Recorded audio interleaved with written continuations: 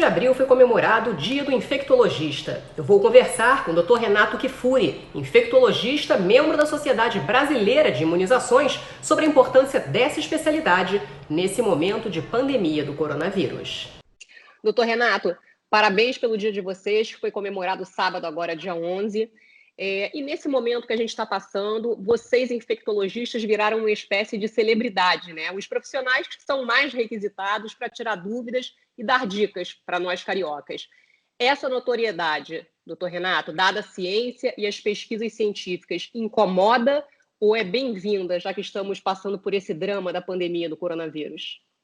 Olha, esse é um dos grandes desafios da especialidade, né? Nós enfrentamos muitas vezes o desconhecido.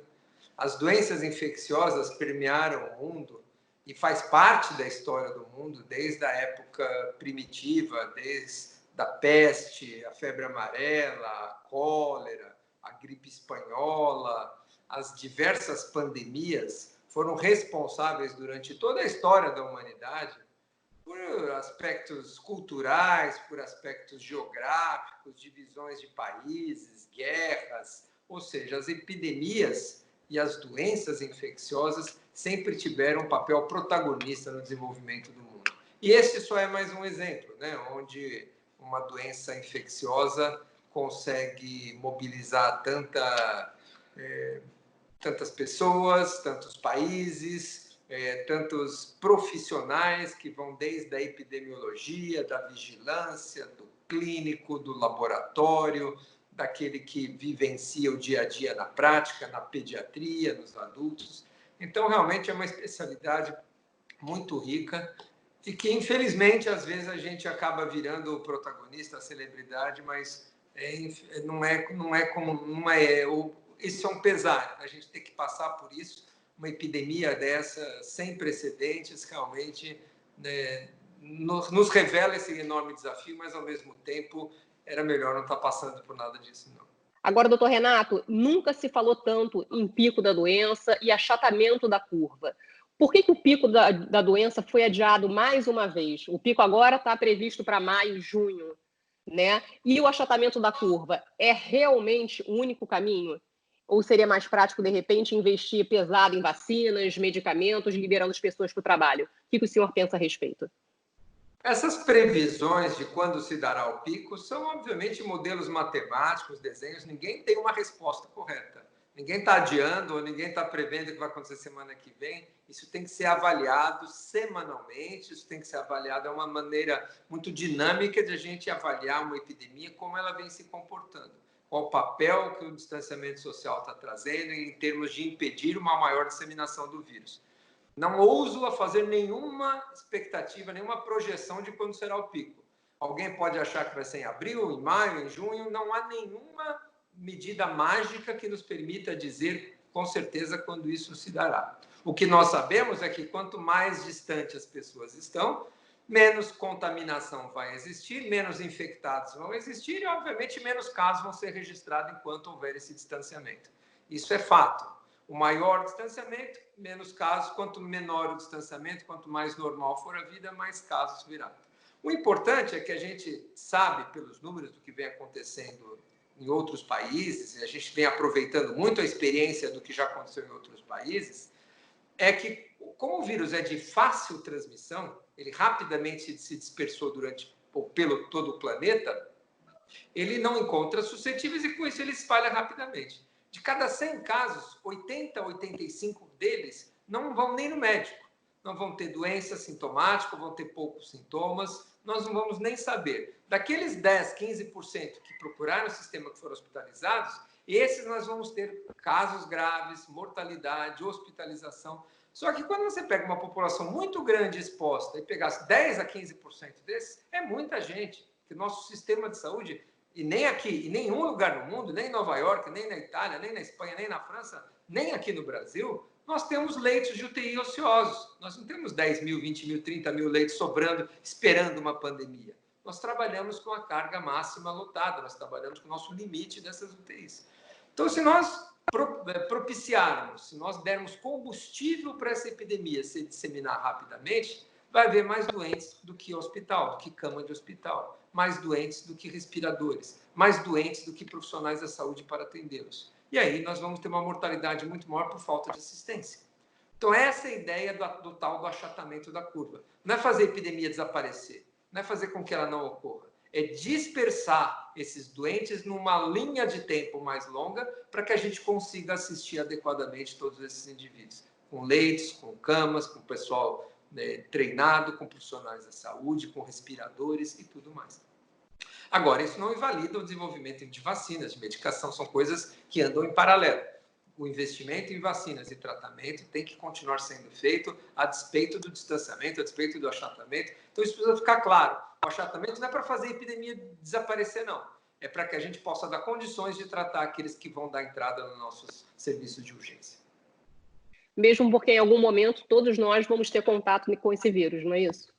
Todos nós é difícil. Na verdade, quando ele entra numa comunidade onde ninguém conhece o vírus, ele rapidamente se espalha.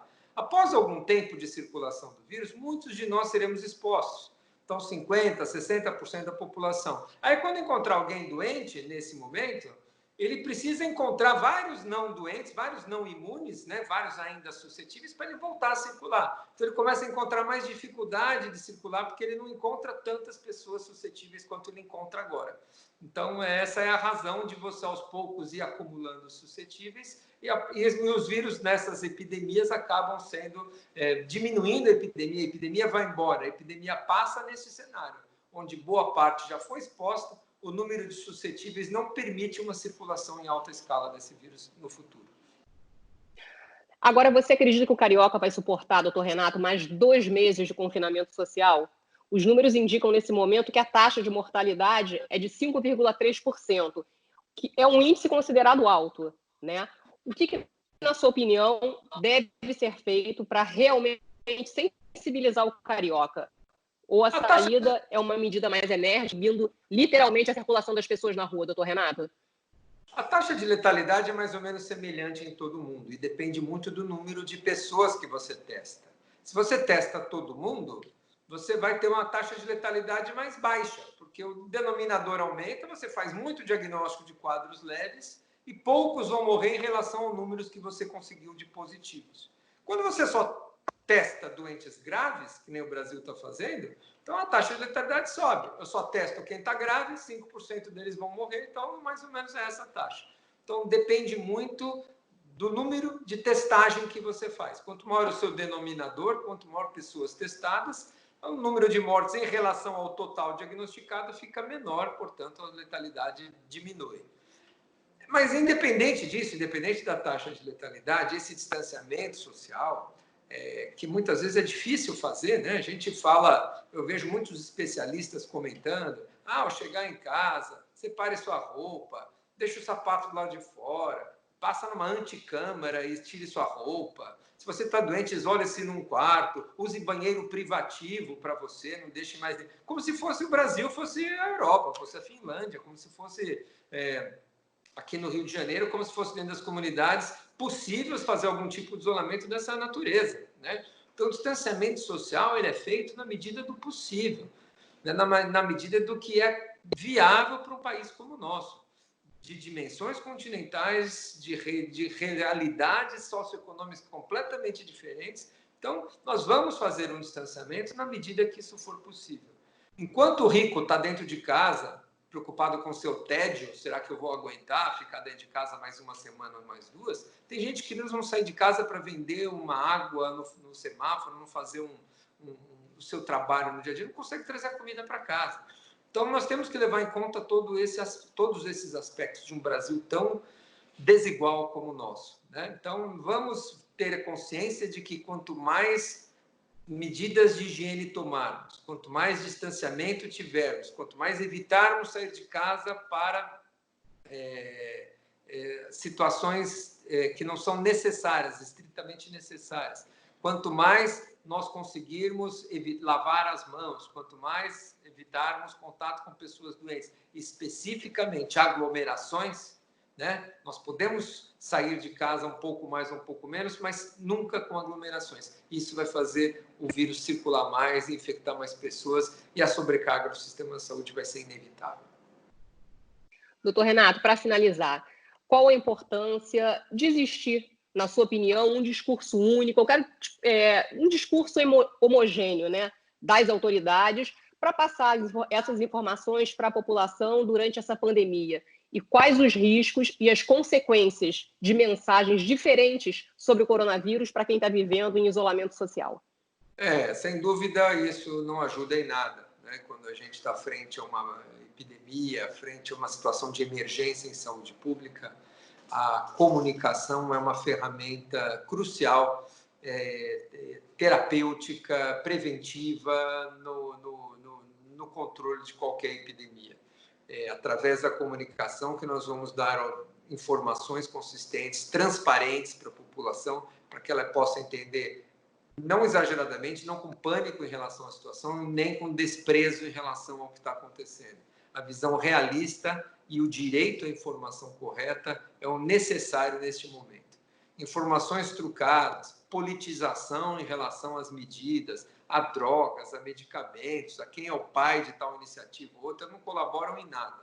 Nós, que estamos do lado de cá da medicina, trabalhando com a ciência, não enxergamos com bons olhos essas discussões que fogem dos aspectos técnicos e científicos. O ganho político que se tenta fazer em relação a isso, se é partidarizar, se é esquerda, se é direita, se é aquilo, isso realmente não colabora em nada.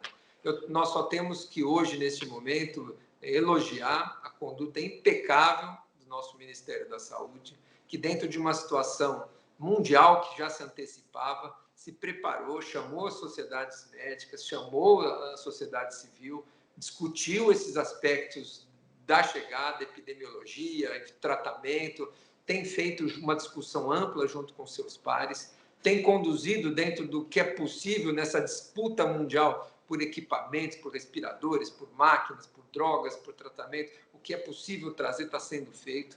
Então, nós temos hoje que elogiar o nosso ministro, nossa posição que o Ministério da Saúde vem tendo e enfrentando no enfrentamento dessa pandemia.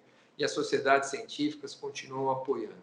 Meu recado final é que nós temos hoje que diminuir a contagiosidade. Nós estamos já com alguns estados no país, Amazonas, Fortaleza, Ceará, o Distrito Federal, São Paulo e Rio ali batendo ali já numa ocupação de leitos de mais de 50% dos nossos leitos aqui de UTI ocupados. E nós só temos uma chance de melhorar a assistência dessas pessoas que estão dando entrada com quadros graves. Lembrar que essas pessoas permanecem mais de 2, 3 semanas hospitalizadas, ou seja, não são internações curtas que logo vão dar vaga para outros, vão permanecer muito tempo hospitalizados. E nós não temos outra alternativa hoje de dar um atendimento adequado se nós não diminuirmos o número de casos no curto período de tempo. É o tal do achatamento. Então, essa é a nossa recomendação hoje. Vai passar, fiquem tranquilos, mas fiquem em casa também nesse momento. Vamos dar tempo para nós nos prepararmos mais, construir esses hospitais de retaguarda, esses hospitais de campanha, chegarem mais equipamentos de proteção individual para proteger nossos heróis hoje, que são os profissionais da saúde, para que a gente possa tratar vocês com mais tranquilidade, com mais calma e com melhores resultados. Senão todos vamos perder nessa história. Doutor Renato, muito obrigada. Eu que agradeço, é um prazer participar aí com vocês. Um abraço.